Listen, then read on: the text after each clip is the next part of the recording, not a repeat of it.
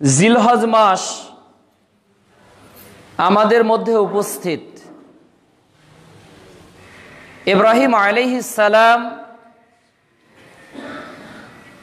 এর ত্যাগ, পরীক্ষা, ধৈর্য, আনুগত্য এসব মিলিয়ে প্রতি জুমাই সম্মানিত খতিবগণ বাংলাদেশের প্রায় প্রতিটি জামে মসজিদেই এই বিষয়গুলো আলোচনা করে থাকেন এবং কোরবানির বিভিন্ন মাসলা মাসাইল সম্পর্কেও আমরা নানাভাবে জেনে থাকি। তবে কোরআন ও সুন্নাহ অনুযায়ী আমাদের আমলগুলোকে আমরা যত সুন্দর করতে অভ্যস্ত, নিজের দেহের মধ্যে অবস্থান করা যে কলব, যে আত্মা, যে নাফস, এটাকে ততটা পরিশুদ্ধ করতে আমরা এত বেশি তৎপর নই, যার কারণে বিষয়ভিত্তিক আলোচনাগুলো কেবল আলোচনার মধ্যেই সীমাবদ্ধ থাকে। এটা বাস্তব জীবনে মেনে চলা মানুষের সংখ্যা খুবই কম। এরপরেও আল্লাহ রাব্বুল আলামিন বলেছেন যে তুমি উপদেশ দাও। কেন? উপদেশ মুমিনের উপকারে আসে। যারা ঈমানদার মুমিন তাদের উপদেশ কাজে লাগে, আর যারা প্রকৃত অর্থে ঈমানদার নয় এরা শোনার পরেও সেটা অনুযায়ী নিজেকে পরিচালিত করতে অভ্যস্ত হয় না। আর জুমার খুতবার আলোচ্য বিষয় ইব্রাহিম আলাইহিস সালাম এর জীবনী থেকে আমাদের জন্য শিক্ষা সমূহ। ইব্রাহিম আলাইহিস সালামের জীবনী থেকে আমরা কি কি শিক্ষা লাভ করব? আমরা জানি কোরবানির প্রথা মূলত আদম আলাইহিস সালাম এর যুগ থেকেই চলে আসছে। হাবিল এবং কাবিলের মাধ্যমে যা আমরা জানতে পেরেছি। আদম আলাইহিস সালাম, নূহ আলাইহিস সালাম, হুদ আলাইহিস সালাম,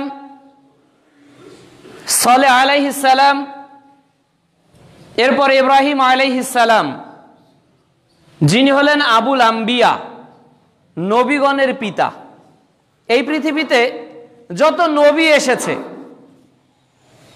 এই সব নবী 1,24,000 নবী এবং রাসূলদের মধ্য থেকে হাতে গোনা 10-11 জন নবী রাসূল ছাড়া বাকি যত নবী এবং রাসূল পৃথিবীতে এসেছে মূলত সব নবীরই পিতা হলেন হযরত ইব্রাহিম আলাইহিস সালাম। এ কারণেই তাকে আবুল আম্বিয়া, নবীগণের পিতা বলা হয়।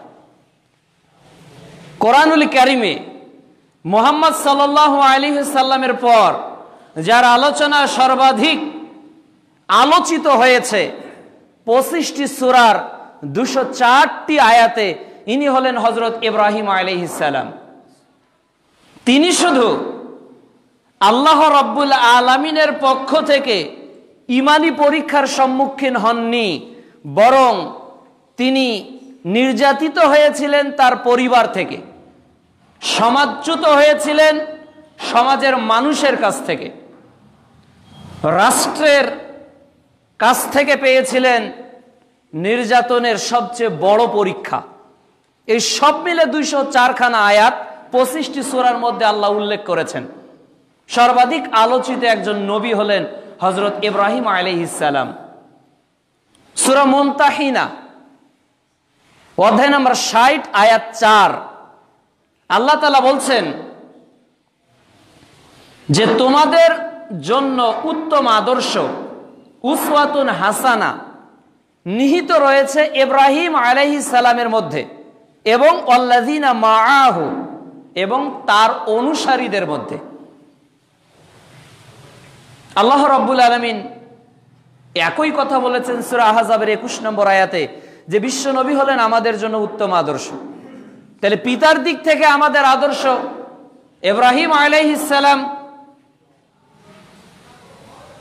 অনুরূপভাবে নেতা হিসেবে আদর্শ হলেন বিশ্বনবী মুহাম্মদ রাসূলুল্লাহ সাল্লাল্লাহু আলাইহি ওয়াসাল্লাম। আজকের সারা পৃথিবীতে যে অশান্তি, যে মারামারি, যে হানাহানি, এর পিছনে যতগুলো মৌলিক কারণ দায়ী, এর মধ্যে উল্লেখযোগ্য একটি কারণ হলো সকলেই নিজের প্রতিপত্তি, আধিপত্যকে বিস্তার করতে চায় গোটা পৃথিবীতে। যেমন আজকের পৃথিবীতে যে দুইটা দেশের মধ্যে সীমান্তে যুদ্ধ লাগা লাগা ভাব, এই দুইটা দেশ হলো চীন ও ভারত। প্রত্যেক দেশের সীমানায় রক্ষীরা সর্বদাই পাহারায় নিয়োজিত। গোটা বিশ্বের যদি আমরা তাকাই তাহলে দেখতে পাবো যে মোড়ল যিনি গোটা বিশ্বের, আমেরিকা, তেনারাও কৃষ্ণাঙ্গ, কালা এবং ধলা, সাদা, এটা নিয়ে বাদবিচার করছে। সমান হারে কৃষ্ণাঙ্গের উপর অত্যাচার চলছে। পার্শ্ববর্তী দেশ ভারতেও চলছে। গণতন্ত্রের নামেও যদিও বা দেশটা সকলের কাছেই পরিচিত, কিন্তু মানুষের অধিকার সেখানে নেই বললেই চলে। সবার অধিকার রয়েছে, কেবল মুসলিমদের অধিকার নেই। এরপর আল্লাহ রাব্বুল আলামিন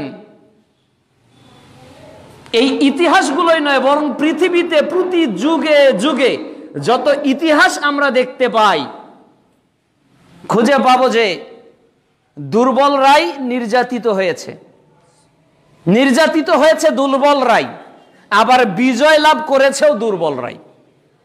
পৃথিবীতে নির্যাতিত হয়েছেও দুর্বলরা, আবার বিজয় লাভ করেছেও দুর্বলরা। মক্কা থেকে বিতাড়িত মুহাম্মদ সাল্লাল্লাহু আলাইহি ওয়াসাল্লাম পুনরায় কি মক্কা বিজয় করেননি? নমরুদের রোশানল থেকে নবী নিজেকে বাঁচানোর চেষ্টা করেছেন, সমাজ থেকে চলে গিয়েছেন, কিন্তু নমরুদ ইতিহাসে কলঙ্কিত হয়েছে। ইব্রাহিম আলাইহিস সালাম ইতিহাসে সম্মানিত হয়েছে। মুসা আলাইহিস সালাম ইতিহাসে কলঙ্কিত হননি, সম্মানিত হয়েছেন। ফেরাউন হয়েছে কলঙ্কিত।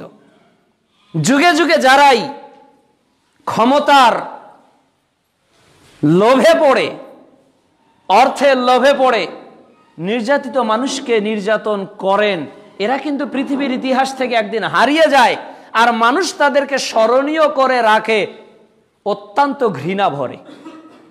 এই জন্য ইব্রাহিম আলাইহিস সালামের জীবনী থেকে আমাদের শিক্ষা যাতে আমাদেরকে সম্মানিত করে, ইব্রাহিম আলাইহিস সালামের শিক্ষার মাধ্যমে যাতে আমরা আমাদের জীবনকে আদর্শিত করতে পারি।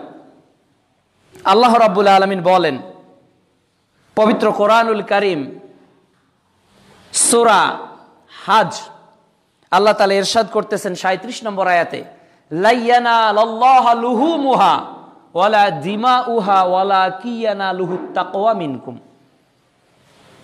আমি তোমাদের নিকট কোরবানিকৃত পশুর গোশত চাই না, আমি রক্ত চাই না, আমি চাই তোমাদের তাকওয়া। কে পরহেজগার বেশি? আর রাসূল সাল্লাল্লাহু আলাইহি সাল্লাম বলেছেন আত-তাকওয়াউ হাহুনা, তাকওয়াটা হলো এখানে। আল্লাহ রাব্বুল আলামিন মানুষের চেহারার দিকে তাকান না, যে লোকটা ভালো না কালো, লোকটা লম্বা না বেটে, লোকটা মোটা না চিকন, এগুলোর দিকে আল্লাহ তাকান না।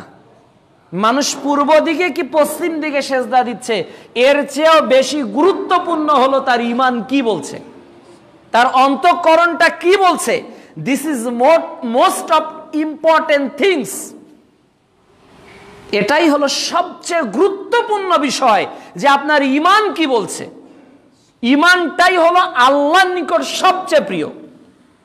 কিয়ামতের মাঠে একজন এমপির পদমর্যাদা অনুযায়ী তার মর্যাদা হবে না, একজন বিত্তবান অর্থশীল ব্যক্তির পদমর্যাদা অনুযায়ী কিয়ামতের মাঠে আল্লাহ রাব্বুল আলামিন তাকে রিওয়ার্ড দিবেন না, তাকে পুরস্কৃত করবেন না, বরং কিয়ামতের ময়দানে সবচেয়ে রিওয়াজ, সবচেয়ে ভ্যালুয়েবল থিংস যেটা, সবচেয়ে মূল্যবান জিনিস যেটা আল্লাহ সুবহানাহু ওয়া তাআলার নিকট, এর নাম হলো ঈমান। যার ঈমান যত বেশি দামি হবে তার সম্মান কিয়ামতের মাঠে আল্লাহ রাব্বুল আলামিন তত বেশি করে দিবেন। কাজে আপনার সম্পদ কত হয়েছে এটা আল্লাহর নিকট বিবেচ্য বিষয় নয়। আপনি চেয়ারম্যান কি, মন্ত্রী কি, এমপি কি, জাতিসংঘের মহাসচিব, এটা আল্লাহর নিকট বিবেচ্য বিষয় নয়। আপনি কালো কি ধলা, এটা আল্লাহর নিকট বিবেচ্য বিষয় নয়। আপনার স্বাস্থ্যটা সুন্দর নাকি কুৎসিত, এটা আল্লাহর নিকট বিবেচ্য বিষয় নয়। বরং আল্লাহ রাব্বুল আলামিন কিয়ামতের দিন আপনাকে সবচেয়ে যে জিনিসটাকে গুরুত্ব দিয়ে বিচার করবেন, এর নাম হলো ঈমান। সূরা হজের 37 নম্বর আয়াতে আল্লাহ এটাই বলছেন যে আমি দেখতে চাই তোমাদের মধ্যে তাকওয়াশীলকে, কে সবচেয়ে আল্লাহকে বেশি ভয় করে, কার পরহেজগারিতা সবচেয়ে বেশি।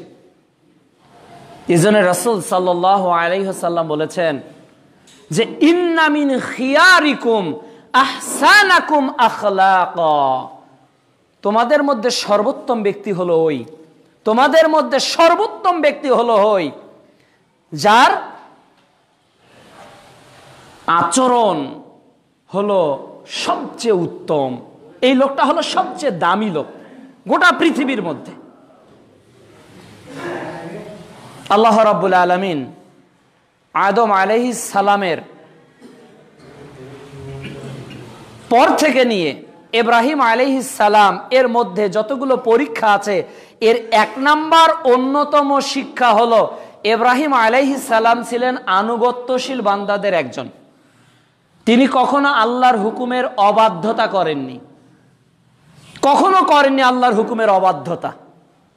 বরং যখনই আল্লাহ যেটা করতে বলেছেন ইব্রাহিম আলাইহিস সালাম নির্দ্বিধায়, নিঃসংকোচে, নিঃশর্তে আল্লাহর হুকুমের আনুগত্য করেছেন। আমাদের জন্য শিক্ষা কি? আমরা কি কোরআনের বিধানকে মেনে চলবো নাকি উদ্ধত হব নাকি অস্বীকার করব? সিদ্ধান্ত আপনার। ইব্রাহিম আলাইহিস সালামের এক নাম্বার শিক্ষা আমাদের জীবনে, সেটা হলো আনুগত্যশীল বান্দা ছিলেন ইব্রাহিম আলাইহিস সালাম। সূরা বাকারা অধ্যায় 2 আয়াত 131 আল্লাহ তাআলা বলছেন, ইয ক্বালা লাহু রাব্বুহু আসলিম ক্বালু আসলামতু লিরাব্বিল আলামিন। যখন আল্লাহ রাব্বুল আলামিন ইব্রাহিমকে বললেন, ইব্রাহিম আত্মসমর্পণ করো, ইব্রাহিম আলাইহিস সালাম বলেছিলেন আসলামতু লিরাব্বিল আলামিন, আমি আল্লাহর নিকট আত্মসমর্পণ করলাম। আচ্ছা বলেন তো কি দিয়ে করতে হবে? নিজের অর্থনৈতিক জীবনে, সামাজিক জীবনে, রাজনৈতিক জীবনে, পারিবারিক জীবনে, আপনার জীবনের প্রতিটি ক্ষেত্রে আনুগত্য করতে হবে একমাত্র আল্লাহ সুবহানাহু ওয়া তাআলার, আর কারো নয়। এটা এক নাম্বার শিক্ষা হলো ইব্রাহিম আলাইহিস সালামের। তিনি কখনোই আল্লাহর অবাধ্য হননি। তার ওহীপ্রাপ্তের জীবন থেকে শুরু করে একেবারে ইসমাইল আলাইহিস সালামকে কোরবানি করার আগ পর্যন্ত, এমনকি বাইতুল্লাহ ওই বার্ধক্য বয়সে গঠন করা পর্যন্ত, এই 204 খানা আয়াতের মধ্যে একটা আয়াতও দেখাতে পারবেন না যেখানে ইব্রাহিম আলাইহিস সালাম কোনোভাবে আল্লাহর অবাধ্যতা করেছেন। এমনকি আল্লাহ রাব্বুল আলামিনের নিকট তিনি শুধু এতটুকু প্রশ্ন করেছিলেন, যখন আল্লাহ রাব্বুল আলামিনকে বলেছিলেন, আল্লাহ তুমি কেমন করে মৃত্যুকে জীবিত করো আর জীবিতকে মৃত করো। ইব্রাহিম আলাইহিস সালামকে আল্লাহ বললেন, ইব্রাহিম তুমি কি এটা বিশ্বাস করো না? বলতেছে করি আল্লাহ, এটা নিঃসন্দেহে আমি বিশ্বাস করি, তবে আমি এটা দেখতে চাই। তখন আল্লাহ রাব্বুল আলামিন পাখি সংগ্রহ করতে বললেন, পাখিকে জবেহ করতে বললেন, এরপর গোস্তগুলো 4টা পাহাড়ে রেখে আসতে বললেন, 4টা নাম ধরে ডাক দিতে বললেন, এটা ডাক দিলেন। এক, আনুগত্যশীল বান্দা সব সময় নমনীয় হয়, উদ্ধত হয় না। যারা আনুগত্যশীল তারা কখনো উদ্ধত হয় না, নমনীয় হয়। 2 নম্বর, ইব্রাহিম আলাইহিস সালামের জীবন থেকে শিক্ষা হলো, তিনি সর্বপ্রথম চেয়েছিলেন নিজে এবং নিজের পরিবারকে জাহান্নামের আগুন থেকে বাঁচাতে। তিনি চেয়েছিলেন তার পরিবারকে জাহান্নামের আগুন থেকে বাঁচাতে। আল্লাহ তাআলা বলেন সূরা তাহরিমের 6 নম্বর আয়াতে, অধ্যায় 66, হে ঈমানদার বান্দাগণ, তোমরা নিজেরা এবং নিজেদের আহালকে জাহান্নামের আগুন থেকে বাঁচাও। ঠিক সেই কথার ধারাবাহিকতায় ইব্রাহিম আলাইহিস সালাম তার পিতার নিকট দাওয়াত দিলেন। কি দাওয়াত দিলেন? দেখুন কোরআনে আল্লাহ রাব্বুল আলামিন উল্লেখ করেছেন, ইয ক্বালা লি আবিহি ইয়া আবাতি। যখন ইব্রাহিম আলাইহিস সালাম তার পিতাকে ডেকে বললেন, হে আমার আব্বা, লিমা তা'বুদু মা লা ইয়াসমাউ ওয়া লা ইউবসিরু। আপনি কাদের উপাসনা করেন? লা ইয়াসমাউ ওয়া লা ইউবসিরু, যারা শুনতেও পায় না, দেখতেও পায় না। ওয়া লা ইউগনি আনকা শাইয়া, এবং যারা আপনাদের কোনো উপকারও করতে পারে না। বাবাকে ডেকে বলছে, বাবা এমন কিছুর কেন তোমরা দাসত্ব করো যেটা শুনতেও পায় না, দেখতেও পায় না, কোনো উপকারও করতে পারে না। এরপর ইব্রাহিম আলাইহিস সালাম বলছেন, ইয়া আবাতি ইন্নী ক্বাদ জাআনি মিনাল ইলমি মা লাম ইয়াতিকা। হে আল্লাহ, হে আমার পিতা, আমার কাছে এমন এক ইলম এসেছে, এমন এক জ্ঞান এসেছে যা আপনার নিকট আসেনি, কাজেই আপনি আমার অনুসরণ করুন। সূরা মারিয়ম অধ্যায় 19 আয়াত 42, 43, 44, 45। এই চারটা পরপর আয়াতে ইব্রাহিম আলাইহিস সালাম তার পিতাকে বলছেন, আব্বা আপনি এমন কিছুর ইবাদত করিয়েন না যা দেখতেও পায় না, শুনতেও পায় না, উপকারও করে না। আপনি আমার অনুসরণ করুন, আমার কাছে এমন এক ইলম এসেছে যা আপনার কাছে আসেনি। বাবা শয়তানের অনুসরণ করেন না, সে আল্লাহ তাআলার দুশমন। এভাবে যখন বারবার ইব্রাহিম আলাইহিস সালাম তার পিতাকে বললেন, তখন ইব্রাহিম আলাইহিস সালামের পিতা রাগ হয়ে বললেন, বেটা তুমি কি চাও যে আমি আমার এই উপাসনালয় থেকে বিরত থাকি? আমি আমার বাপদাদাদের দেওয়া এই রীতি রেওয়াজ থেকে নিজেকে গুটিয়ে নেই? তুমি যদি তোমার দাওয়াত থেকে বিরত না হও তাহলে পাথর দিয়ে তোমার মাথাকে ভেঙে চৌচির করে দিব। কিন্তু এখান থেকে আমরা শিখলাম কি বলেন তো? এই যে মসজিদ ভর্তি এত মানুষ, আপনারা শিখলেন কি? ইব্রাহিম আলাইহিস সালাম আজ থেকে 5000 বছর পূর্বে তার পিতাকে যেটা বলেছিল, দুঃখজনক হলেও সত্য, আজকে মুসলমান হয়ে মুসলমানকে সেই নসিহতটা করতে হচ্ছে। এটা কতটা অধপতন আমাদের চিন্তা করেন। ইব্রাহিম আলাইহিস সালামের পিতা মূর্তি পূজারী ছিল, এজন্য ইব্রাহিম আলাইহিস সালাম তার পিতাকে উদাহরণ দিয়ে বলেছিলেন, এরা দেখে না, শোনে না, উপকার করে না, এগুলো শয়তানের কাজকর্ম, এগুলো থেকে বিরত হও। এই আয়াতগুলো পেশ করে এখন মুসলমানদেরকে বলতে হচ্ছে, হে মুসলিম দিনী ভাই ও বোনেরা, আপনারা যার সামনে ফুল দিয়ে দাঁড়িয়ে রয়েছেন ওটাকে আপনারা নিজ হাতে তৈরি করছেন, ওটাকে আপনারা নিজ হাতে রং করছেন। ওটা নিজেও প্রথমে দাঁড়িয়ে থাকতে পারতো না, ওটাকে কাঠ দিয়ে খিল মেরে ওটাকে একটা আকৃতি করা হয়েছে। অতদিন ও একাও দাঁড়িয়ে থাকার শক্তি রাখতো না। ওটাতে পানি দিয়েছেন, ওটাতে সিমেন্ট দিয়েছেন, রড দিয়েছেন, মিস্ত্রি ওটা ধীরে ধীরে ধীরে ধীরে গড়েছে। আবার ওইটা যখন গঠন হয়েছে ওটা আমাদের সম্মানিত স্থান হয়েছে। ওখানে জুতা পরে চলা যায় না, ওখানে জোরে কথা বলা যায় না, নানা রেস্ট্রিকশন। আচ্ছা বলুন, 5000 বছর আগের ইব্রাহিম আলাইহিস সালামের ওই শিক্ষা তার পিতার জন্য আজকেও আমরা নির্বাক নিষ্কর্মা একটা পাথরের সামনে, একটা সিমেন্টের সামনে দাঁড়িয়ে আছি। তাহলে ইব্রাহিম আলাইহিস সালামের পিতার আকীদা আর আজকে খাম্বা পূজাওয়ালাদের আকীদার মধ্যে পার্থক্য কোথায়? পার্থক্যটা কোথায়? তারাও আজকে ভালো মন্দের মানদণ্ড তাদেরকে মনে করেছিল, আজকেও আমরা মনে করতেছি শিখা চিরন্তন, শিখা অনির্বাণ, এটা আজীবন থাকবে। অথচ আল্লাহ বলতেছে কুল্লু মান আলাইহা ফান, সব কিছু ফানা ফানা হয়ে যাবে। কিসের শিখা চিরন্তন, কিসের শিখা অনির্বাণ, এগুলোর কোনো অস্তিত্ব থাকবে না। আল্লাহ বলছে সূরা রহমান অধ্যায় 55 আয়াত 26, কুল্লু মান আলাইহা ফান, সবকিছু ফানা ফানা হয়ে যাবে, ধ্বংস হয়ে যাবে। ওয়া ইয়াবকা ওয়াজহু রাব্বুকা যুল জালালি ওয়াল ইকরাম, একমাত্র আল্লাহর চেহারা মোবারক ছাড়া। তাহলে আমরা যাদের সামনে নতজানু হচ্ছি শিক্ষার নামে, সংস্কৃতির নামে, জাতীয়তাবাদের নামে, স্বাধীনতার নামে, ভালোবাসার নামে, শ্রদ্ধার নামে, মহব্বতের নামে যে নামকরণই আপনি করুন, দেখুন আপনি আপনার দিমাগ দিয়ে চিন্তা করে, ওখানে যদি একটা কুকুর উঠে পায়খানা করে, তাহলে কি কোনো ক্ষমতা রয়েছে এগুলো বাধা দেওয়ার? কোনো ক্ষমতা নেই। ওটা ওই জ্ঞানবান মানুষও জানছে। দুঃখ, শিক্ষিত মানুষ, বিবেক সম্পন্ন মানুষ, এমন কিছুর কাছে আমরা সম্মান প্রদর্শন করছি যা আশরাফুল মাখলুকাতের মর্যাদাকে হানি করে। আল্লাহ তাআলা এজন্যই বলছেন উলাইকা কাল আনআম বাল হুম আযাল,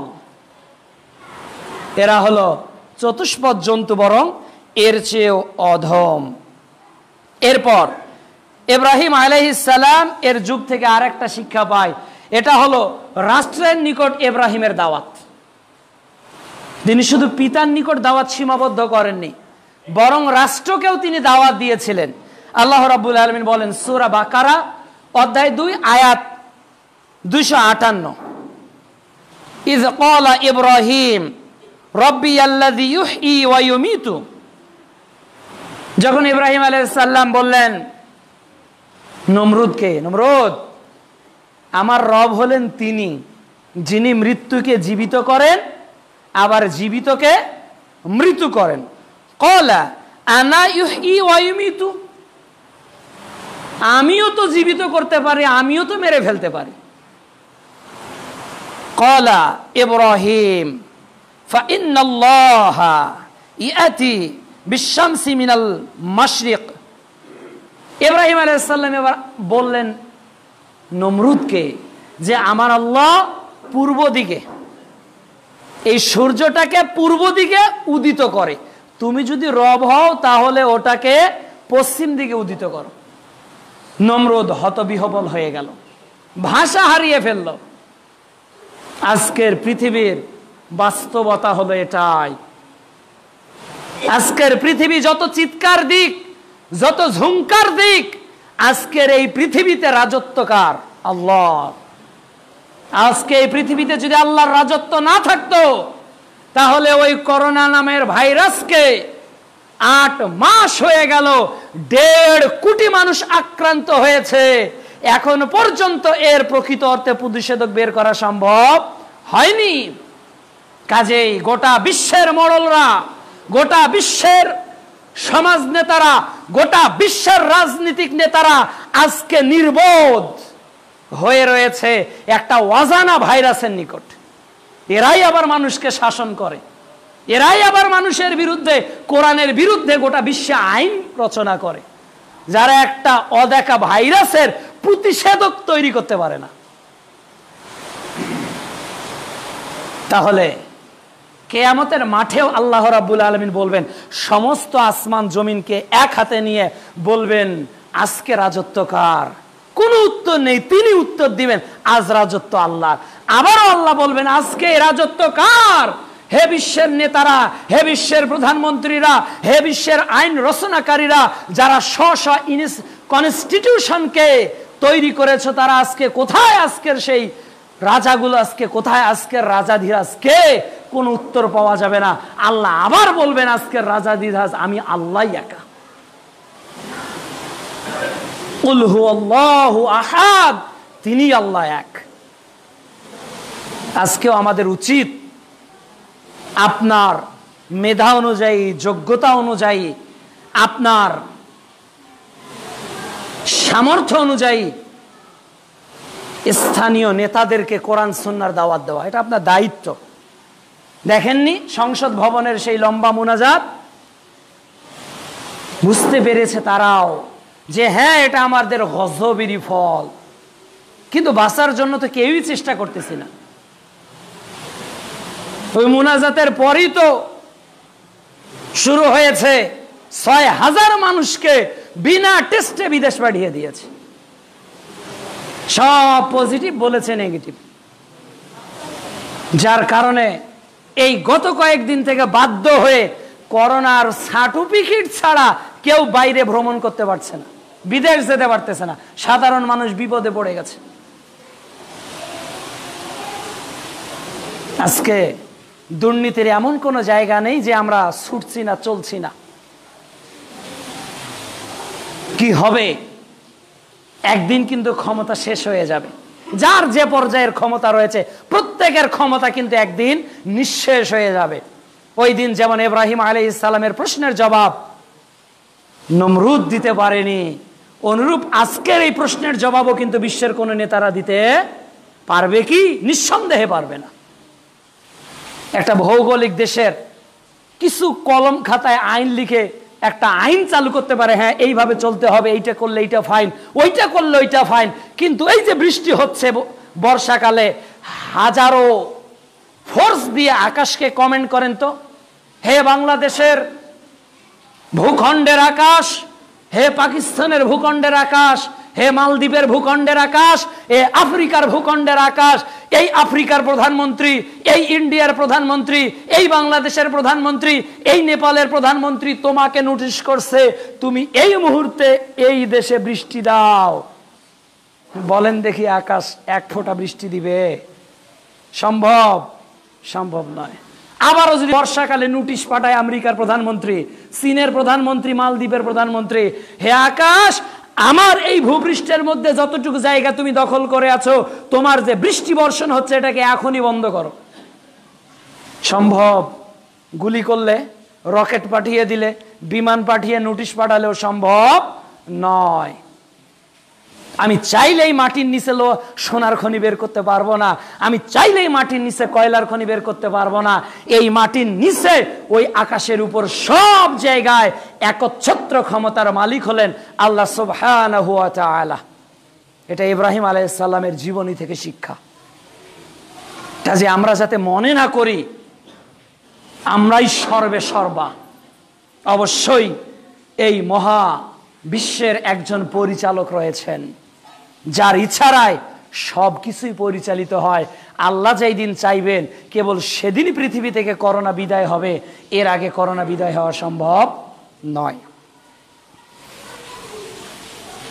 এরপর ইব্রাহিম আলাইহিস সালাম এর পরবর্তী শিক্ষা হলো তিনি মূর্তির বিরোধিতা সবসময় করেছেন। মূর্তি যেগুলো মানুষ গঠন করে এর বিরোধিতা তিনি জীবনের সর্বক্ষেত্রে করেছেন। এমনকি মুহাম্মদ সাল্লাল্লাহু আলাইহি সাল্লামের সিরাত থেকে পাওয়া যায় যে তিনিও কখনো মূর্তির গায়ে হাত লাগাননি। ওহী নাজিলের পূর্বে বালক বয়সেও কুরাইশের কেউ দেখেনি যে মুহাম্মদ সাল্লাল্লাহু আলাইহি সাল্লাম কখনো কোনো মূর্তির গায়ে হাত বুলিয়েছে। তার কৈশোরে, তার যৌবনে তিনি কখনো মূর্তিকে হাত দেননি। ঠিক পিতা ইব্রাহিমের আদর্শ, তিনিও কখনো মূর্তিকে হাত দেননি, বরং মূর্তি ভেঙেছেন। আল্লাহ রাব্বুল আলামিন পবিত্র কোরআনুল কারিমে বলছেন সূরা আম্বিয়ার ৫৮ নম্বর আয়াতে, যখন ইব্রাহিম আলাইহিস সালামকে বলা হলো যে চলো আজকে উপাসনালয় করি, উৎসবে যাই, ইব্রাহিম আলাইহিস সালাম আকাশের দিকে তাকিয়ে বললেন আমি অসুস্থ, আমি যেতে পারবো না। যখন তারা চলে গেলেন তখন ইব্রাহিম আলাইহিস সালাম তাদের উপাসনালয়ে গিয়ে ঢুকলেন। এরপর বললেন আলা তাকুলুন, তোমরা এগুলো খাচ্ছ না কেন? যেগুলো খাবার দেয় না মানুষ, অনেক কিছু দেয়, যে তোমরা এগুলো খাচ্ছ না কেন? তোমাদের সামনে যে এত মিষ্টান্ন, এত সুন্দর খাবার, তোমরা খাচ্ছ না কেন? তো কোনো সাউন্ড নেই। এগুলো কি কথা বলার শক্তি রাখে? পারে না। যখনই কোনো কথা নেই ইব্রাহিম আলাইহিস সালাম লাঠি একটা কুঠার নিয়ে সব মূর্তিকে একটার পর একটা ভাঙতে শুরু করলেন, ইল্লা কাবীরা, বড়টা ছাড়া যত মূর্তি ছিল তাদের উপাসনালয়ে সব মূর্তি ভাঙলেন। বড়টার উপর লিখে দিলেন, কেন? যাতে তারা তার দিকে ফিরে আসে। লোকজন যখন উৎসব থেকে ফিরে এসে বাড়িতে ঢুকল, তাদের উপাসনায় দেখলো সব মূর্তি ভাঙা। কে ভাঙলো? যুবক ইব্রাহিমকে ডাকো। ইব্রাহিমকে ডাকা হলো, বলা হলো ইব্রাহিম এই মূর্তি কে ভেঙেছে? বলতেছে বড়টার কাঁধে কুঠারি। ওটাকেই জিজ্ঞাসা করেন ওরা ভাঙলো কেন? ওরা কি ধর্মঘট করে ভেঙেছে? ওরা কি মিছিল করতে গিয়ে ভাঙে গেছে? না বড়টাই তাদের উপর রাগ হয়ে ভেঙে ফেলেছে, কেউ নাই দেখে, ওটাকেই জিজ্ঞাসা করেন। তখন তারা বলল, ইব্রাহিম তারা তো কথা বলতে পারে না। দেখেন দুর্বলতা নিজেরাই স্বীকার করে, তারা তো কথা বলতে পারে না। ইব্রাহিম আলাইহিস সালাম বললেন, এমন উপাসনা কেন করো যারা কথা বলতে পারে না? তাহলে মূর্তির বিরুদ্ধে ইব্রাহিম আলাইহিস সালাম ছিলেন। শুধু কি তাই, মুহাম্মদ সাল্লাল্লাহু আলাইহি সাল্লাম কি মূর্তির বিরুদ্ধে ছিলেন না? তিনিও তো মূর্তির বিরুদ্ধে ছিলেন। খুলুন সহিহুল বুখারী 4720 নম্বর হাদিস। সহিহ বুখারীর তাফসীর অধ্যায়, সূরা বনী ইসরাইল অধ্যায় 17 আয়াত 81, সূরা বনী ইসরাইলের 81 নম্বর আয়াতের তাফসীর, 4720 নম্বর হাদিস। রাসূল সাল্লাল্লাহু আলাইহি সাল্লাম মদিনা থেকে মক্কা আসলেন। মক্কা আসার পর সর্বপ্রথম তিনি হাতে একটা লাঠি নিলেন। লাঠি নিয়ে তিনি মূর্তিগুলোকে ভাঙলেন আর বললেন, জাল হক, এসেছে সত্য, ওয়াজাকাল বাতিল, চলে গেছে মিথ্যা, ইন্নাল বাতিলা কানা জাহুকা, বাতিল মিথ্যা চিরদিনই মিথ্যা। এই বলে মুহাম্মদ সাল্লাল্লাহু আলাইহি সাল্লাম মূর্তি ভাঙলেন। আর ইব্রাহিম আলাইহিস সালাম মূর্তিকে বললেন যে তোমরা কথা বলো না কেন, খাও না কেন, বলেই পিটুনি শুরু। আমি আপনাকে বলিনি যে আপনি রাস্তার চার মাথায় একটা মূর্তি আছে ওটা ভাঙেন, ওটা ভাঙতে আপনাকে আমি উৎসাহিত করছি না, বরং আপনার ক্ষমতা তো আপনার বাড়ির মূর্তিগুলো ভাঙা, ওটা ভাঙলেন না কেন? আপনি আপনার বাড়ির মূর্তিগুলো ভাঙলেন না কেন? আজও কেন ঈদগার মাঠে পুতুলের দোকান বসে? আজও কেন বসছে? পুতুলের বিরোধিতা, মূর্তির বিরোধিতা, প্রতিমার বিরোধিতা, প্রতিকৃতির বিরোধিতা ইব্রাহিম আলাইহিস সালাম করেছেন, বেটা মুহাম্মদ সাল্লাল্লাহু আলাইহি সাল্লামও করেছেন ইব্রাহিম আলাইহিস সালামের। তো আমরা করি না কেন? আপনি কি কখনো মূর্তির বিরোধিতা করেছেন? মনে পড়ে? কখনো কি খাম্বাকে দেখে বলেছেন যে চেয়ারম্যান সাহেব, মেম্বার সাহেব, আসলে কি আপনি মুসলমান হিসেবে যেটা করছেন এটা ঠিক কি? কখনো কি বলেছেন? তিনি তো আপনার চাচা, তিনি তো আপনার জ্যাঠো, হতে পারে আপনার পরিচিত, হতে পারে আপনার প্রতিবেশী, আপনি বলেছেন কি? হেডমাস্টার কি বলেছেন, হেডমাস্টার সাহেব আমি তো এই স্কুলের শিক্ষক, আপনি খাম্বার কাছে ফুল দেন কেন? আরে বলারই সাহসটুকু রাখি না আমরা, বলারই সাহসটুকু রাখি না, বলবো এতটুকু সাহস আমাদের নেই। অথচ ইব্রাহিম আলাইহিস সালাম ভেঙেছিলেন, মুহাম্মদ সাল্লাল্লাহু আলাইহি সাল্লাম ভেঙেছিলেন, আমরা বলছি না। জাতীয় মসজিদ বাইতুল মুকাররমের ইমাম বলে না যে মোড়ে মোড়ে মূর্তি পূজা বন্ধ করুন, নেতাদের প্রতিকৃতি তৈরি করা বন্ধ করুন, আল্লাহর গজব নাজিল হবে। মানুষের পাপ থেকে মানুষকে পরিশুদ্ধ করার জন্য আল্লাহ বিভিন্ন সময় গজব নাজিল করে, হাদিস তো সহিহ সনদে বর্ণিত হয়েছে। আর কোরআনেরই তো আয়াত, জাহারাল ফাসাদু ফিল বাররি ওয়াল বাহর বিমা কাসাবাত আইদিন নাস, পৃথিবীতে যত বিপর্যয় আসবে এটা মানুষের হাতের কামাই। তা আমরা তো বলছি না আল্লাহ আর প্রতিমা তৈরি করব না, আর মূর্তি তৈরি করব না। বিপদ একটার পর একটা লেগেই আছে বাংলাদেশ। এই যে বন্যা, 30 লক্ষ মানুষ এখন পানিবন্দী, আজকের খবর। 30 লক্ষ মানুষ, 25টি জেলার 30 লক্ষ মানুষ পানিবন্দী অবস্থায় আছে। নদী ভাঙন শুরু হয়েছে, বিভিন্ন বাড়িঘর ভেসে গেছে, ভেঙে গেছে, প্রতিষ্ঠানগুলো ভেঙে গেছে, ভেসে গেছে, হেলে পড়ছে। 30 লক্ষ মানুষ এখন পানিবন্দী 25টি জেলায়। এদিকে করোনা, এদিকে নৌকাডুবি, এদিকে চোর, এদিকে দুর্নীতিবাদ, কত অপকর্মের মধ্যে আমরা লিপ্ত। একবার চিন্তা করেন আল্লাহর কতটা আযাবের মধ্যে আপনি বাংলাদেশটা কি শুধু চিন্তা করেন। এরপরেও দেখলাম গতকালকে সিলেটে স্ত্রী আর সন্তান নিখোঁজ, বাড়ির রুম ভেঙে, দরজা ভেঙে স্বামীর লাশ উদ্ধার, লিঙ্গ কাটা, তার লজ্জাস্থানকেও কেটে ফেলেছে, তার ঘাড়ে তার গলায় অনেকগুলো আঘাত, ওখানেই রক্তাক্ত অবস্থায় পড়ে আছে, স্ত্রীও নেই, সন্তানও নেই। মানে হয়তো এটা স্ত্রী স্বামীর কোনো ঘটনা।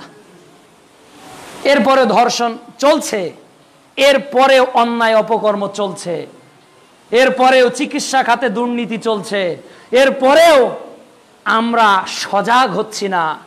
আমরা মনে করতেছি হেলায় খেলায় দিন চলে যাচ্ছে। এটা যে মহামারী, এটা যে মহামারী, এটা যে মহামারী, এটা কে বিশ্বাস আজকে করছে? করোনা যে মহামারী, এটা কি বিশ্বাস হয়? রাসূল সাল্লাল্লাহু আলাইহি সাল্লাম ভয় পেয়েছিলেন, দোয়া বাতলিয়ে দিয়েছেন, শিখিয়ে গিয়েছেন, আর করোনাকে আমরা ভয়ই করছি না।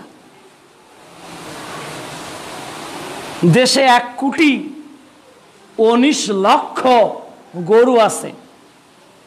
প্রতি এবার কোরবানিতে যারা প্রাণী সম্পদ অধিদপ্তর বলে দিয়েছে বাংলাদেশে এবছর গরু জবেহর সম্ভাব্য পরিসংখ্যান 1,09,00,000, আর গরু আছে 1,19,00,000। এই 9-10 লক্ষ গরু বেশি থাকার পরেও বাইরের দেশ থেকে গরু আসছে কেন? কারণ কি? চোরা পথে 500 টাকা 1000 টাকার বিনিময়ে এই এক দেশের গরু আর একদিকে আসছে। কারা নিয়ে আসছে? কোনো মদত ছাড়াই, কোনো ইশারা ছাড়াই। এদেশের যারা গরুর খামারি, যারা এদেশের কৃষক, যারা এদেশের গরু দিয়ে যাদের জীবিকা নির্বাহ করে, আজকে বাজারে পেপার পত্রিকায় যে হাট ভর্তি গরু ক্রেতা নেই কেন? এটাও একটা বিপদ, এটাও গজব। প্রতি বছর প্রায় 15 লক্ষ মানুষ হজে যায়, হজ করতে। এবার গোটা বিশ্বে মাত্র 10,000 মানুষ। 10,000। গত 19 সালে গেজেট প্রকাশিত হয়েছিল, প্রতি বছর বাংলাদেশ থেকে 1,27,000 হাজি যায়, কিন্তু ওই গেজেটে বলা হয়েছে 2020 সালে যাবে 1,37,000। 1,37,000 তো দূরের কথা, গোটা বিশ্ব মিলে 10,000। এরপরেও সৌদি সরকার বলেছে এই রেস্ট্রিকশন মানতে হবে, না হলে এত হাজার রিয়াল জরিমানা, এত হাজার রিয়াল জরিমানা, এটা বলে দিয়েছে। এই সময় গোটা বাইতুল্লাহ, আল্লাহু আকবার, আল্লাহ, গোটা বাইতুল্লাহতে তাকবীর ধ্বনিতে প্রকম্পিত হয়ে যেত। লাব্বাইক আল্লাহুম্মা লাব্বাইক, লাব্বাইক লা শারীকা লাকা লাব্বাইক, ইন্নাল হামদা ওয়ান নি'মাতা লাকাল মুলক, লা শারীকা লাকা লাব্বাইক। লক্ষ লক্ষ 15 লক্ষ হাজি এইভাবে বাইতুল্লাহ, এইভাবে সাফা মারওয়া, এইভাবে বিভিন্ন জায়গা পাথর নিক্ষেপ করত। আজকে সেই দর্শনগুলো থেকে আমরা মাহরুম হয়ে যাচ্ছি। ইমানদারদের ব্যথিত হওয়ার কথা। যে জায়গায় বাংলাদেশ থেকে 1,37,000 হাজি 2020 সালে যাওয়ার কথা ছিল, সে জায়গায় গোটা বিশ্বে মাত্র 10,000। কতটা ব্যথিত আমরা, কতটা ব্যথিত! এ ব্যথা তো আমাদের নেই, কেননা ইমানের মূল্যায়নই তো আমরা বুঝি না। লা ইয়ানালুল্লাহা লুহুমুহা ওয়ালা দিমাউহা ওয়ালাকিন ইয়ানালুহুত তাকওয়া মিনকুম। গোশত আল্লাহর দরকার নেই, রক্ত আল্লাহর দরকার নেই। আল্লাহ দেখতে চায় তাকওয়াশীলকে, কে পরহেজগার, কার মধ্যে আল্লাহ ভীতি রয়েছে। কাজেই মূর্তি থেকে নিজেকে বিরত রাখুন, মূর্তি পূজা থেকে নিজেকে বিরত রাখুন, নিজের ঘরকে ছবি মূর্তি মুক্ত করুন। রাসূল সাল্লাল্লাহু আলাইহি ওয়াসাল্লাম বলেছেন, ওই গৃহে রহমতের ফেরেশতা প্রবেশ করে না যে গৃহে ছবি মূর্তি থাকে। ওই গৃহে রহমতের ফেরেশতা প্রবেশ করবে না। অনেক সময় টিনের মধ্যে ছবি পাওয়া যায়, এরপর বিভিন্ন লোশনে ছবি পাওয়া যায়, ক্রিমের ছবি পাওয়া যায়, বিভিন্ন পেপসুডেন্টের ছবি পাওয়া যায়। এই ছবিগুলো বাজার থেকে কেনার পর রিমুভ করে দিতে হবে, কালি মেখে দিতে হবে, চেসে ছবি উঠিয়ে ফেলতে হবে। এগুলো আমল আপনার পরিবারে করা দরকার, যেটা ইব্রাহিম আলাইহিস সালাম করেছিলেন। এরপর ইব্রাহিম আলাইহিস সালাম এর জীবনের শিক্ষা হলো, তিনি তার পরিবার থেকে বিচ্যুত হয়ে আল্লাহর পথে যখন পাড়ি জমালেন, মাঝখানে যে বিপদের সম্মুখীন হলেন। এর পূর্বের বিপদ আমরা জানি, যখন মূর্তির ভাঙার বিরুদ্ধে কথা বললেন, তখন এলাকার মানুষ তাকে আগুনে ফেলে দেওয়ার ব্যবস্থা করলো। ফি জিলালিল কুরআনের তাফসীর কারক সৈয়দ কুতুব রাহমাহুল্লাহ কে যখন ফাঁসি দেওয়া হবে, ফাঁসির কাস্টে যখন তাকে ঝোলানো হবে, তখন একজন মাওলানা হুজুর গিয়ে বলতেছে, কুতুব সাহেব কালেমা পড়েন, কালেমা কালেমা পড়েন, কালেমা। তো শহীদ কুতুব বলছে যে কিসের কালেমা তুমি পড়াবে? বলতেছে আগামীকালকে আপনার ফাঁসি হবে, আপনি কালেমা পড়ুন, আমি রাষ্ট্রীয়ভাবে ফাঁসির আসামিদেরকে আগে কালেমা পড়িয়ে থাকি। তখন শহীদ কুতুব বলছেন, আচ্ছা এই কালেমা পড়ানোর জন্য তুমি কি পাও? তো তিনি বলছেন যে সরকার আমাকে মাসিক একটা বেতন দেয়, এত হাজার এত টাকা বেতন আমাকে দেয়। তখন শহীদ কুতুব বলছে যে তুমি কালেমা পড়ার বিনিময়ে সরকার কর্তৃক মাসে বেতন পাচ্ছ, আর আমি সৈয়দ কুতুব এই কালেমার ব্যাখ্যা লেখার কারণে আগামীকালকে ফাঁসির কাস্টে চড়ব। চিন্তা করে দেখেছেন? কালেমা পড়ার কারণে হুজুর বেতন পাচ্ছে, আর তাফসীর ফি জিলালিল কোরআনের লেখক কালেমার ব্যাখ্যা লেখার কারণে ফাঁসির কাস্টে চলছে।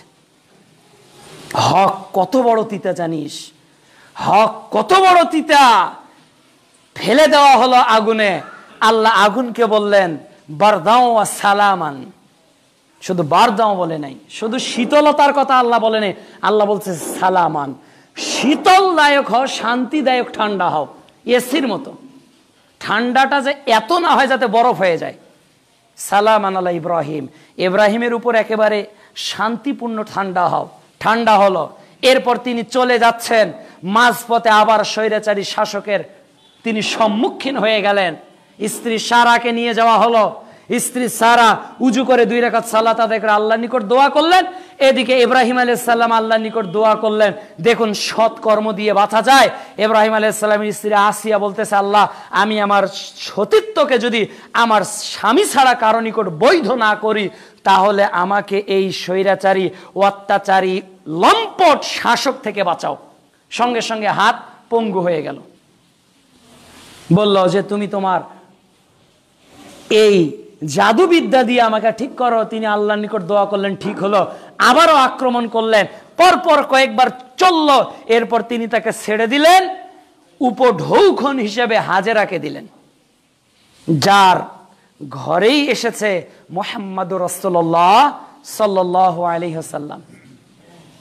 আর সারার ঘরে আল্লাহ পরে দিয়েছিলেন ইসহাক আলাইহিস সালামকে, অন্যান্য নবীদেরকে, যার ওই সিরিয়াল হলো সারা, সিরিয়াল হলো বনি ইসরাইল। আর ইসমাইল আলাইহিস সালাম এর বংশ থেকেই জন্ম নেয় আখরি জামানার পয়গম্বর শেষ নবী মুহাম্মদুর রাসূলুল্লাহ সাল্লাল্লাহু আলাইহি সাল্লাম। বাচ্চা বড় হতে না হতেই দেখুন পরীক্ষা। আল্লাহর নিকট নিজের সৎ আমল পেশ করে দোয়া করেছেন ইব্রাহিম আলাইহিস সালাম। আপনি বিপদে পড়লে কি আল্লাহকে এমন কিছু বলতে পারবেন? বলেন তো। আপনি বিপদে পড়েছেন, আপনার স্ত্রী বিপদে, সন্তান বিপদে, আপনার বাবা অসুস্থ, মা অসুস্থ, এখন আল্লাহকে বলেন, আল্লাহ তোমার দ্বীনের জন্য আল্লাহ এই উপকারটা করেছে, আল্লাহ এর বিনিময়ে তুমি আমাকে রক্ষা করো। আল্লাহর জন্য তো কোনো সৎ আমলই নেই। আল্লাহর জন্য যেটা স্রেফ আল্লাহর জন্য। সমাজের চাপে, এলাকার চাপে, সম্মানের চাপে অনেক আমল করেছে, আল্লাহর জন্য করেছে কি মনে পড়ে? ওই যে 3 জন গুহায় আটক হলো, সবাই কিন্তু আল্লাহর জন্য যেগুলো করেছে এগুলো পেশ করেছে। বোঝা গেল নেককার বান্দাদের সৎ আমলের বিনিময়েও আল্লাহ দোয়াকে কবুল করে থাকেন, যেটা ইব্রাহিম আলাইহিস সালামের স্ত্রী এবং তার দোয়া থেকে শিক্ষা। এবার বড় হলো ইসমাইল আলাইহিস সালাম। এবার বললেন যে ইব্রাহিম রেখে আসো। কার মহব্বত সবচেয়ে বেশি, স্ত্রীর, সন্তানের না আল্লাহর? বলেন এখন কার মহব্বত সবচেয়ে বেশি? আল্লাহর মহব্বত সবচেয়ে। আল্লাহর আনুগত্যের ডাক আগে। কিসের আমার স্ত্রী, কিসের আমার সন্তান, আগে আল্লাহ। কে বলতে পারে ভাই একটু দাওয়াতের কাজ করেন, স্ত্রী সমস্যা, ভাই একটু দিনের পথে সময় দেন, সন্তানের পড়াশোনা, রাত দিন অজুহাত দিচ্ছি এই পরিবারের পরিজনের। অথচ ইব্রাহিম আলাইহিস সালাম এর উল্টো। কি শিক্ষা নিলেন আপনি আমি? কিসের স্ত্রী, কিসের সন্তান, আল্লাহর আনুগত্য আগে। রেখে আসো। রেখে আসলেন ধুধু প্রান্তরে, মক্কার আশেপাশে কোনো একটা জায়গায়, সাফা মারোয়ার মাঝামাঝি রেখে আসলেন। খেজুর দিলেন কয়েকটা, পানি দিলেন, এরপর চলে গেলেন। এতটুকু স্ত্রী বললেন যে আপনি কি এখানে আল্লাহর হুকুমে রেখে যাচ্ছেন? হ্যাঁ, এখানে আল্লাহর হুকুমে রেখে যাচ্ছি। সেই মরুভূমির কথা চিন্তা করেন, আশেপাশে 15, 20, 50 কিলোমিটার আশেপাশে কোনো মানুষজন নেই, কোনো মানুষই নেই, শুধু ধুধু প্রান্তর। এখন তো মক্কায় এমন কোনো জিনিস নেই যে ওটা পাওয়া যায় না। ওটা তো ইব্রাহিম আলাইহিস সালামের দোয়া, এটা ইব্রাহিম আলাইহিস সালামের দোয়া। আজকে মক্কার এই সৌন্দর্য ইব্রাহিম আলাইহিস সালামের দোয়ার বদলত। ভুলে তো আমরা গিয়েছি, শুধু খেজুরই খাই, আজওয়া খাবো নাকি মারিয়ম খাবো নাকি এটা দাভাস খাবো, রাত দিন শুধু খেজুর, এরপর জমজমের পানি। কিন্তু ইতিহাস তো পর্যালোচনা করি না, ইতিহাস অনুযায়ী তো আমল করি না। আল্লাহর হুকুমে রেখে যাচ্ছেন, আচ্ছা আল্লাহ আমাকে ধ্বংস করবে না। চলে গেলেন, দোয়া করলেন, আল্লাহ এনাদেরকে নামাজি বানাও, পরহেজগার বানাও, নামাজি হিসেবে কবুল করলো। চলে গেলাম, পানি শেষ, খেজুর শেষ। সাফাতে উঠে দেখলেন লোকজন আছে কিনা নেই, মারোয়াতে উঠে দেখলেন লোকজন আছে কিনা নেই, সাফাতে আবার লোকজন নেই, মারোয়াতে আবার লোকজন নেই, দৌড়াচ্ছে। 7 বার হাজিদের আমল, হাজিদের আমল দেখুন কোথায় 5000 বছর আগে ইব্রাহিম আলাইহিস সালাম। আরে নবী তো নবীর আদর্শ রয়েছে, নবীর স্ত্রীরও আদর্শকে আল্লাহ রাব্বুল আলামিন কিয়ামত অবধি হাজিদের আমলের একটা অংশ হিসেবে কবুল করে নিয়েছেন। সুবহানাল্লাহ। ইব্রাহিম আলাইহিস সালাম তো নবী হিসেবে নবী আদর্শ, ইব্রাহিম আলাইহিস সালামের স্ত্রী হাজেরার আদর্শকেও, ওই দৌড়াদৌড়িকেও আল্লাহ রাব্বুল আলামিন হাজিদের আমল হিসেবে গণ্য করে দিয়েছেন। ত্যাগ, তিতিক্ষা, ধৈর্যের প্রতিদান হলো এটা, এটাই হলো প্রতিদান। আসলো লোকজন, পানি, পাখি উড়ালো, বসবাস শুরু হয়ে গেল। ওখানে ইসমাইল আলাইহিস সালাম ওখানেই পরবর্তীতে বিয়ে করেছেন, ওখানেই তিনি ঘর সংসার করেছেন। কিছুদিন পর বাচ্চা যখন বড় হলো ইসমাইল, এবার চলে আসলেন বাবা। এবার চলে এসে আল্লাহ রাব্বুল আলামিন যেটা বলছেন যে ইব্রাহিম আলাইহিস সালাম স্বপ্নে যেটা দেখলেন, সন্তানকে বললেন ইয়া আবাতিফ আলমাত উমার সাতাদুনিনি ইনশাআল্লাহু মিনাস সাবিরিন। ইব্রাহিম আলাইহিস সালাম যখন তার পিতা তার সন্তানকে বললেন ইয়া বুনাইয়া ইন্নী আরা ফিল মানামি আন্নী আযবাহুকা ফানজুর মাজা তারা। আব্বা, বেটা আমি স্বপ্নে দেখলাম বাবা তোমাকে কোরবানি করছি। What's your opinion about this dream? এই স্বপ্ন সম্পর্কে তোমার মতামত কি? ইব্রাহিম আলাইহিস সালামের সন্তান ইসমাইল এখনো যৌবনে পদার্পণ করেননি, কিন্তু আনুগত্য কাকে বলে দেখেন। বাপ যোগ্যতা সম্পন্ন হলে বেটাও যোগ্যতা সম্পন্ন হবে। ইব্রাহিম আলাইহিস সালাম যার জাজল্যমান প্রমাণ, দোয়া করেছিলেন নেককার সন্তানের। করেছেন কি আপনার সন্তানের জন্য? আল্লাহ আমার রব্বি হাবলি মিনাস সলিহিন, আল্লাহ আমার সন্তানকে নেককার বানাও। রাত দিন আল্লাহ ভার্সিটিতে যদি চান্স পায়, আল্লাহ বিসিএস ক্যাডারে যদি পাশ হয় এবার 49-এর প্রিলিতে, আল্লাহ 41-এর প্রিলিতে যাতে টেকে, আল্লাহ 39-এর রিটেনে যাতে টেকে, আল্লাহ এবার যাতে নিবন্ধনে টেকে, আল্লাহ এবার যাতে মেয়েটা সরকারি চাকরি পায়, আল্লাহ ছেলেটা যদি সরকার। রাত দিন দুনিয়া নিয়ে দোয়া করছে, একবারও বলে না রব্বি হাবলি মিনাস সলিহিন, আল্লাহ নেককার সন্তান দান করো, নেককার সন্তান দান করো, নেককার সন্তান দান করো। খালি দুনিয়াদার দুনিয়াদার দুনিয়াদার। কতজন পিতা নেককার সন্তান কামনা করে? এই জন্য পিতা ইব্রাহিম হন, ইসমাইল আলাইহিস সালামকে আল্লাহ পয়দা করে দিবেন ইনশাআল্লাহ। এবার ছেলে বলল ইয়া আবা তিফআল মা তুমার। সূরা সফফাত অধ্যায় 37 আয়াত 101 থেকে নিয়ে 110 পর্যন্ত। আব্বা আপনি স্বপ্নে যা দেখেছেন তাই করেন। দুজনে যখন সিদ্ধান্তে উপনীত হলো, এরপর ইব্রাহিম আলাইহিস সালাম কোরবানি করবেন। এবার আল্লাহ রাব্বুল আলামিন ইব্রাহিম আলাইহিস সালামকে ডেকে বলেন, ইব্রাহিম থাক, কদ সাদ্দাকতার রূহ, তুমি তোমার স্বপ্নকে বাস্তবায়ন করেছো। আমি এই আমলটাকে তোমার আখিরি যত মানুষ রয়েছে আসবে সবার জন্য এটা আমি জারি করে রেখে দিলাম। ওই কোরবানির বিনিময়ে আজকে আমরা কোরবানির পশুকে জবেহ করছি। কিন্তু ত্যাগ একবার চিন্তা করেন, একটা মানুষ বয়স হয়েছে, নবুয়ত প্রাপ্ত হয়েছে, পিতা বলছে মারছে, বাড়ি থেকে বের করে দিল, সমাজের লোকের কাছে গিয়ে বলতেছে এগুলো করো না, সমাজের লোক ত্যাগ করলো। রাষ্ট্রের নেতার কাছে গিয়ে বলল যে দেখেন আল্লাহ পূর্ব দিকে সূর্য ওঠে, পশ্চিম দিকে আপনি পারবেন না। তো তার উপর অত্যাচার হলো, আগুনে ফেলা হলো, এলাকা থেকে তাড়িয়ে দেওয়া হলো, যাবে তো যাবে, আবার মাঝখানে বিপদ, স্ত্রীকে নিয়ে চরিত্র হনন করার চেষ্টা করা হলো, আবার ওখানে চলে আসলেন, আবার চলে যাচ্ছেন, আবার স্ত্রী নতুন বিয়ে করলেন, হাজরাকে আবার সন্তান হলো, আল্লাহ বললেন রেখে আসো, রেখে আসলো, আবার বললেন যাও কোরবানি করো, আবার কোরবানি করলেন, উদ্ধত হলেন, চেষ্টা করলেন। সম্মানিত উপস্থিতি, ইব্রাহিম আলাইহিস সালামের জীবনী অন্তপক্ষে কোরবানির আগে একটা দিন হলেও পড়ুন। নবীদের কাহিনী একটা বই আছে, প্রফেসর ডক্টর মোহাম্মদ আসাদুল্লাহ আল গালিব হাফিজাহুল্লাহ, এই বইটা আপনারা পড়বেন। নবীদের কাহিনী 6 নম্বর নবী সিরিয়ালে রয়েছেন হজরত ইব্রাহিম আলাইহিস সালাম। এই 15 পৃষ্ঠার মতো কিছু লেখনী আছে, একটু পড়ে দেখিয়েন, এরপর কোরবানি করুন। 1000 টাকা দিয়ে গরুর জবেহ করতে পারবেন, 130 টাকা দিয়ে নবীদের কাহিনী 1 খণ্ডটা কিনতে পারবেন না? কিনে একটু পড়ে দেখুন না, ইতিহাসটা একটু তাহাকিক করুন না, একটু তদন্ত করে দেখুন না। আল্লাহ রাব্বুল আলামিন আমাদের ঈমানকে যেন ইব্রাহিম আলাইহিস সালামের মতো জাগ্রত হওয়ার তৌফিক দান করেন। আল্লাহুম্মা আমিন। আল্লাহুম্মা সাল্লি আলাইহি, আল্লাহুম্মা বারিক আলাইহি। আলহামদুলিল্লাহি ওয়াহদা ওয়াসসালাতু ওয়াসসালামু আলা মান লা নাবিয়্যা বা'দা ওয়া আলা আলিহি ওয়া সাহবিহি আজমাইন ওয়া মান তাবি'আহুম বিইহসান ইলা ইয়াউমিদ্দিন, আম্মা বা'দ। ইন্নাল্লাহা ওয়া মালাইকাতাহু ইউসাল্লুনা আলান নবী ইয়া আইয়ুহাল্লাযীনা আমানু সাল্লু আলাইহি ওয়া সাল্লিমু তাসলিমা। আল্লাহুম্মা সাল্লি আলা মুহাম্মাদিন ওয়া আলা আলি মুহাম্মাদ كما صليت على إبراهيم وعلى آل إبراهيم إنك حميد مجيد. اللهم بارك على محمد وعلى آل محمد كما باركت على إبراهيم وعلى آل إبراهيم إنك حميد مجيد. وقال رسول الله صلى الله عليه وسلم صيام يوم العرفة أحتسب على الله أن يكفر السنة التي قبله والسنة التي بعده. رواه مسلم. صحيح مسلم 1162 নম্বর হাদিস।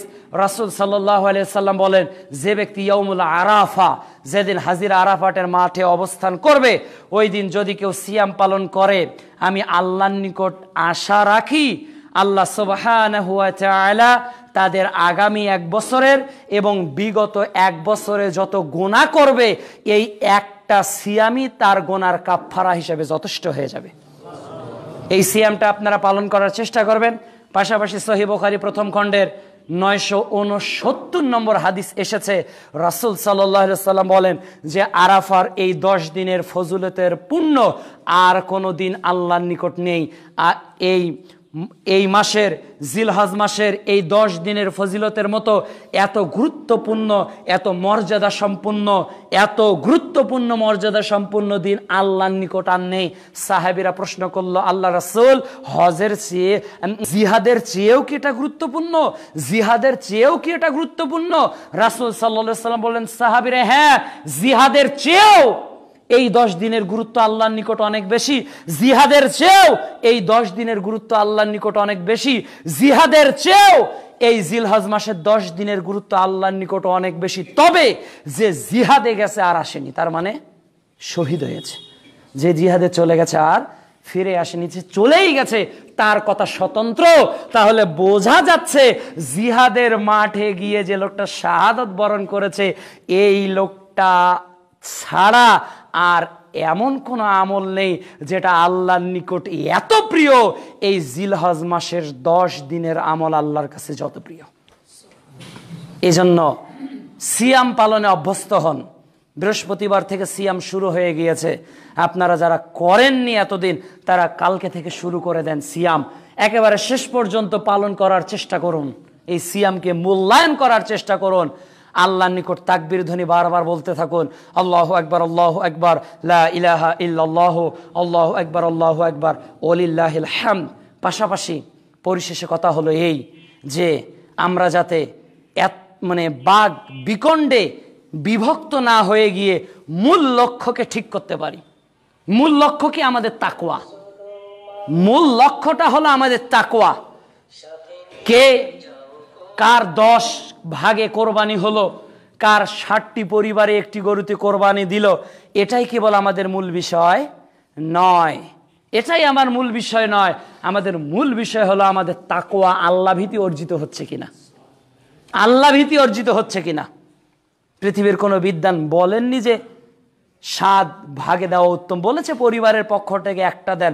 আমরাও উদ্বুদ্ধ করব যে আপনারা পরিবারের পক্ষ থেকে একটি পশু কোরবানি করুন, তবে 7 ভাগে জায়েজ নয়, হারাম, এ কথা আমরা বলতে চাই না, এ কথা আমরা বলতে চাই না। তবে সারা বিশ্বের আলেমরা বলছে হ্যাঁ, একটি পরিবারের পক্ষ থেকে দেওয়া উত্তম, 7 ভাগে দেওয়া হারামও নয়, নাজায়েজও নয়। তবে উত্তমটা কি গ্রহণ করার চেষ্টা করুন, আর মূল টার্গেট হলো আমাদের তাকওয়া, এটা অর্জন করুন। চুল নখ কাটা থেকে বিরত থাকুন। অনেকে ফোন দিয়ে বলে যে দাড়িও কাটা যাবে না। এই দেখুন তাদের টেন্ডেন্সি, রাত দিন দাড়ি কাটছে, চাঁদ উঠে দাড়ি রেখে দিয়েছে। শরীয়তকে কতটা নিজের পৈতৃক সম্পত্তি মনে করে একবার দেখুন। শরীয়ত নিজের, যখন রাখার রাখবো, যখন ছাড়ার ছাড়বো।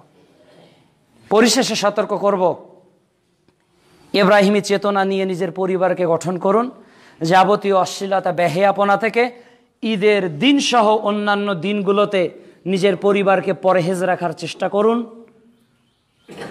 পোশাকে আশাকে আপনার যাতে এত বেহেয়াপনা সৃষ্টি না হয়, যা আমরা প্রতি ঈদেই দেখে থাকি। মেয়েদেরকে অশ্লীলতার নামে মাঠে নামিয়ে দেই, আত্মীয়তার বাড়ি বেড়াতে গিয়ে অশ্লীল কাজে লিপ্ত হই, ইলেকট্রিক মিডিয়ার মাধ্যমে বিভিন্ন টিভি চ্যানেলে ঈদুল আজহা উপলক্ষে নানা ধরনের অনুষ্ঠান আমরা দেখতে অনেকেই অভ্যস্ত। এগুলো থেকে আমাদেরকে পরহেজ থাকতে হবে, এগুলো থেকে আমাদেরকে বিরত থাকতে হবে। আল্লাহ আমাদের তৌফিক দান করুক, আল্লাহুম্মা আমিন। পরিশেষে আল্লাহর নিকট দোয়া করি, আল্লাহ আমাদের এই মাসের গুরুত্ব বজায় রেখে আমাদের বেশি বেশি করে আমল করার তৌফিক দান করো। আল্লাহ যারা সিয়াম পালন করছে, আল্লাহ তাদেরকে বাকি সিয়ামগুলো পালন করার তৌফিক দান করো। আল্লাহ যারা সিয়াম পালন এখনো শুরু করেনি, আল্লাহ তেনাদেরকে আগামী দিনগুলোতে পালন করার তৌফিক দান করো। আল্লাহ যারা আমাদের মধ্যে পরকালের যাত্রী হয়েছেন, আল্লাহ তাদের ভুলগুলোকে আপনি ক্ষমা করে দিন। আল্লাহ বিশ্বের যেখানে মুসলমান ভাই ও বোনেরা করোনায় আক্রান্ত হয়ে মৃত্যুবরণ করেছেন, আল্লাহ তাদেরকে শাহাদতের মর্যাদা দান করুন। আল্লাহ যারা রোগাক্রান্ত হয়ে পড়ে রয়েছেন, আল্লাহ তেনাদেরকে শেফায়ে কুল্লি দান করুন। আল্লাহ অনেক ব্যক্তিরা, অনেক নায়ক, অনেক ক্রিকেটার পর্যন্ত আক্রান্ত হয়েছে, অনেক ক্রিকেটারের বাবা মাও আক্রান্ত হচ্ছে, অনেকে আবার অনেক কণ্ঠশিল্পী কণ্ঠরোধ হয়ে পৃথিবী থেকেও চলে যাচ্ছে। অনেক পাপকর্ম যারা করেছে তারা অনেকেই আবার মিডিয়ার জগৎ থেকে ফিরে আসছে। আবার অনেক মিডিয়ার চলচ্চিত্র কর্মীরা ডিপ্রেশনে ভোগে, হতাশায় ভুক্ত হয়ে অনেকে আবার সুইসাইডও করছে।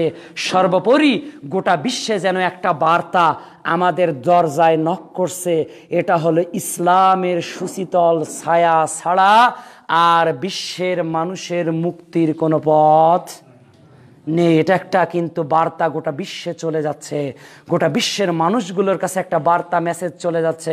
হ্যাঁ, একটাই জায়গা থেকে আমাদের পরিচালনা করা হয়, সেটা হোয়াইট হাউস নয়, সেটা গণভবন নয়, সেটা কোনো পার্লামেন্ট নয়, সেটা হলো আল্লাহ সুবহানাহু ওয়া তাআলার দরবার। কাজে আমাদের আমলগুলোকে যেন ইন্না সলাতি ওয়া নুসুকি ওয়া মাহইয়ায়া ওয়া মামাতি লিল্লাহি রাব্বিল আলামিন, আমাদের যাবতীয় কার্যকলাপকে যেন আমরা আল্লাহমুখী করতে পারি। আল্লাহ তৌফিক দান করো।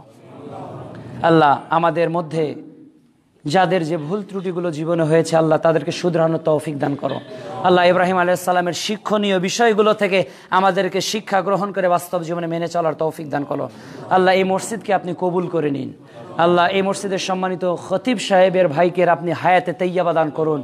আল্লাহ এই মসজিদ কমিটিকে আপনি কবুল করে নিন। আল্লাহ যারা মসজিদে দান করতেছে, আল্লাহ তাদেরকে আপনি কবুল করে নিন। সর্বোপরি আমাদের আমলগুলোকে আপনার দরবারে কবুল করে নিন। আল্লাহুম্মা আমিন। আল্লাহুম্মা ইন্নী আউযু বিকা মিনাল বারাসি ওয়াল জুনুনি ওয়াল জুজামি ওয়া মিন সাইয়্যিল আসকাম। বিসমিল্লাহিল্লাযী লা ইয়াযুররু মা ইসমিহি শাইয়ুন ফিল আরদি ওয়া লা ফিস সামাই ওয়া হুয়াস সামিউল আলিম। আউযু বিকালিমাতিল্লাহি তাম্মাতি মিন শাররি মা খালাক। রব্বানা যালামনা আনফুসানা ওয়া ইল্লাম তাগফির লানা ওয়া তারহামনা লানাকুনান্না মিনাল খাসিরিন। এই আশাবাদ ব্যক্ত করেই আজকের খুতবা বিষয়গুলো আমলের জোরালো আশাবাদ রেখেই আজকের জুমার খুতবা এখানেই শেষ করলাম। ওয়া আখিরু দাওয়ানা আলহামদুলিল্লাহি রাব্বিল আলামিন। সুবহানাকা আল্লাহুম্মা ওয়া বিহামদিকা আশহাদু আল্লা ইলাহা ইল্লা আনতা আস্তাগফিরুকা ওয়া আতুবু ইলাইক।